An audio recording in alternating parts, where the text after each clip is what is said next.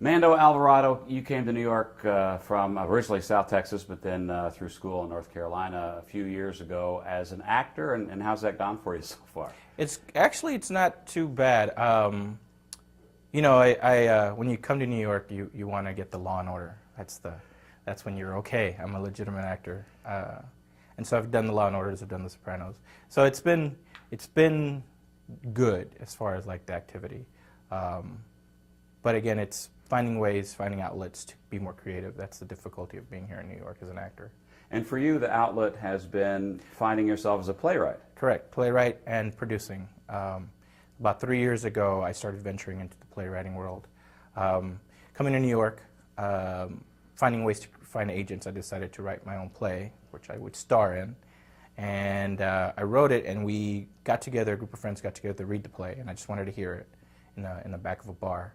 And I fell in love, and I thought the guy that played the part that I wanted to play was perfect for it, and I decided to step on the other side of the table, and been trying to do that ever since. No more acting for you? I do every once in a while because you know, I like to do commercials. It pays well when you get to book them, and so I try to do TV and film when I can. Now that commercial specifically is something that comes up here a lot because people wonder if it's really acting to be in a commercial, but it is, but it requires a kind of a different craft, right? Correct. Commercial is very you have to be on point. You have to produce results really quick. And so in that sense, there is a craft. There is a way of delivering a line, getting the essence of what the spot is all about, and then breaking down your beats, doing the same classical work, and then being able to deliver without, the only difference is you don't get to explore. You have to kind of just deliver your first couple of takes. And in that sense, you have to be sharp. You know, you have to rely on what your work is. Can an actor be successful in all those different venues, commercials, film, television, theater? I don't see why not. Ultimately, again, if we're talking about acting, you rely on your craft, you rely on your work. Now, each one requires a certain skill set that you can learn over time and over experience. But I do think that it should be all malleable in that respect.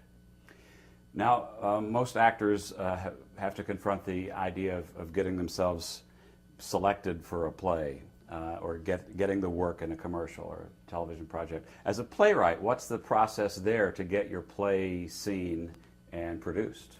It's difficult in the sense of you can write without ever seeing it live, which is hard because it's a play. Sense in the word, it's you play. A lot of times you get stuck in the reading world, which happened to me a couple of years ago. You find theater companies interested in yourself and in your work, and they do readings for you, and they hear the work. But a lot of times companies they'll take you that far just to expose you a little bit. So to get over that hump, it takes a lot of work. And it takes a lot of rewriting, taking a lot of notes, and being open to the process. But it's a longer process. And you have successfully navigated that process yourself. I have. I found a couple of theater companies that have believed in my work so far. Rattlesnake Playwrights has taken me under their wing, and INTAR, I'm a Hispanic playwright in residence at INTAR.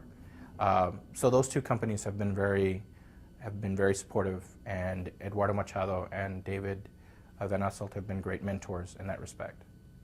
Now tell me about this bilingual project you're working on. Yeah, I just got a commission from TheaterWorks USA to write the book for a bilingual musical of Wizard of Oz.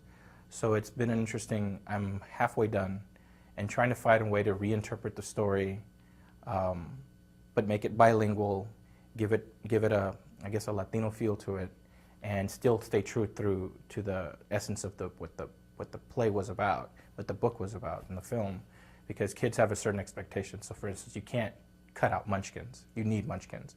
So then finding ways to have that validity of having munchkins and Toto and creating that world.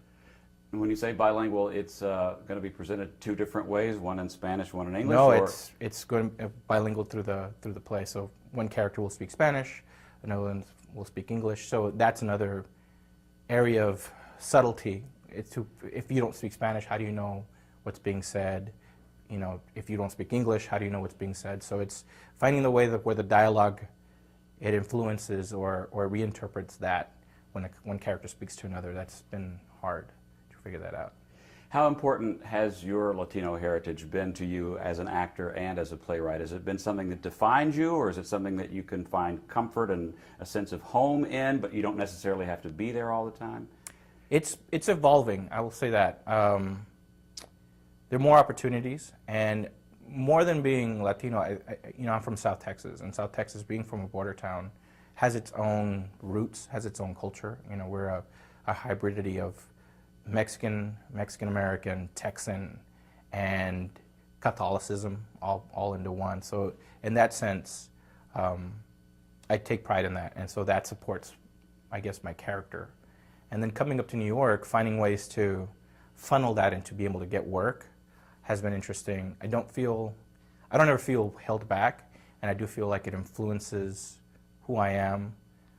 I think I tend to define myself more that way than I would say the business, but I definitely feel like there's more opportunities. It's been growing.